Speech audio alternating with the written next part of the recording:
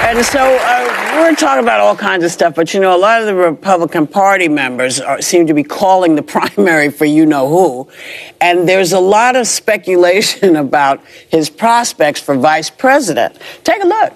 You said in our town hall that you had an idea, or you might have already decided about your VP pick. When do you think you're going to make that? There's no rush to that. It won't have any impact at all. The person that I think I like is a very good person, pretty standard. I think people won't be that surprised. Would you consider being his running mate? Of course I'd be honored. I've said that for a year, to serve in a future Trump administration in any capacity. Would you like to be Donald Trump's running mate?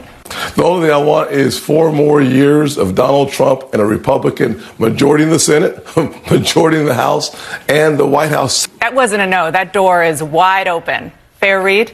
Well, Dana, you can take it any way you want. Womp womp. Yeah, okay. So I don't know if you all know this, but Tim Scott was appointed senator by Nikki Haley when she was governor. So he's now endorsed you-know-who.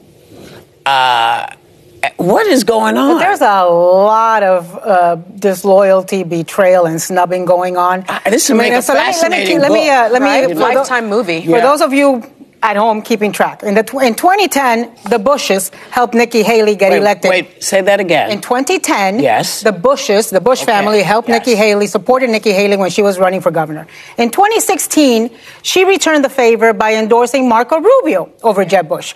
Last week, Marco Rubio returned that favor by endorsing Donald Trump over Nikki Haley in Iowa. She appointed Tim Scott to the U.S. Senate, which is a huge appointment, a huge favor to do to somebody. And he returned the favor by endorsing Donald Trump. So basically, like the saying says, if you want a friend and you want loyalty in Washington, get a dog. Yeah. Well, the GOP is unquestionably plagued by political cowardice right now.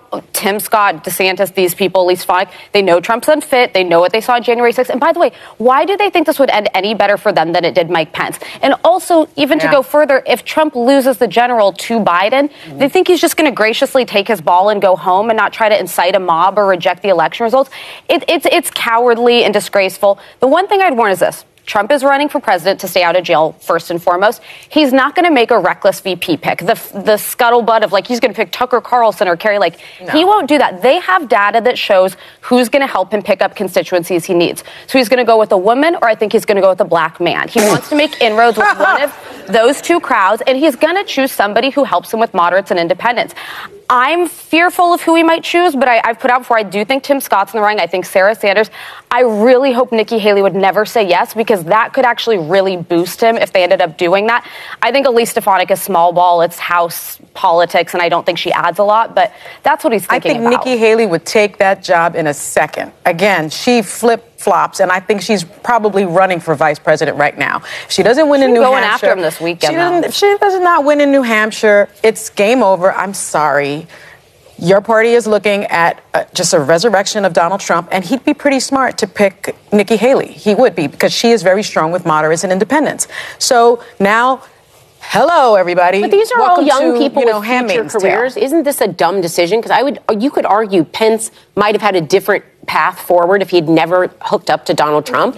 If he loses in the general election and anyone tags their train to him, doesn't that destroy them for the future? No. I think they look at about who is going to be the, if President Donald Trump wins, who is going to be his vice president, his VP, his vice president, and he was asked that, does he really want to say it? He said he really knows a person, and it will be a person that the people will not be surprised. It's a strong person, and everyone will be happy. So the women in the view, all they had their own, they were talking, they had their own suspicions of different person. Most of them suspect that he is going to choose a black man. Obviously, the man will be Tim Scott. Some of them say that he's going to choose Nikki Haley. You know, Nikki Haley is very strong, and that's what most people think he will choose Nikki Haley. And according to them, if Nikki Haley does not win in New Hampshire, she will jump for the vice president if she's given that opportunity. She herself will even campaign for it. and because she's a confused person according to them, she's not steady. She doesn't have a word on her own. Anything can push her.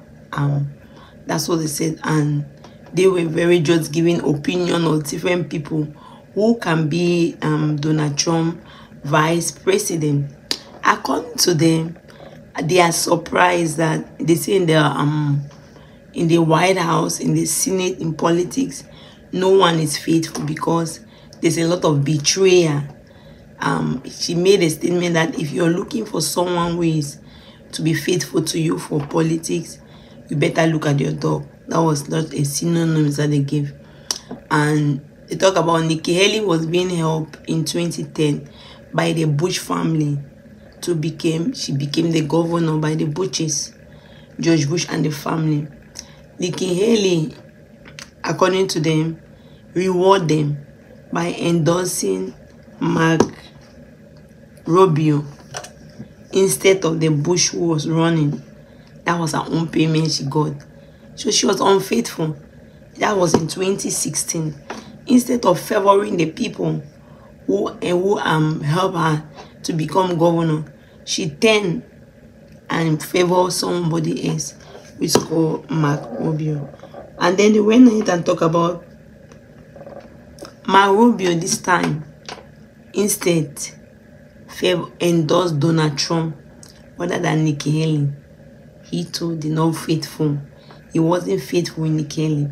So actually, Nikki Haley just got back what she got. What she gave is what she got. Because she was being held by the Bushes. She didn't appreciate them. She endorsed Mark. Mark himself is not grateful to her. So Mark himself endorsed Trump. Tim Scott was being held by Nikki Haley and to become the senator, endorsed as a senator. Tim Scott, instead of giving back that favor, Tim Scott endorsed Donald Trump. See, in that space, there is no trust. No one trusts. Everybody is a lot of unfaithfulness. Basically, the world is looking up for a better country. According to Whoopi, it depends on the people who is going to win. So the people, the American people, their leader, they will decide who rule them. So according to Whoopi, there's nothing they can do. There's nothing they can stop. The future of the American lies with the people. What do you really think? Do you think there's a lot of unfaithfulness?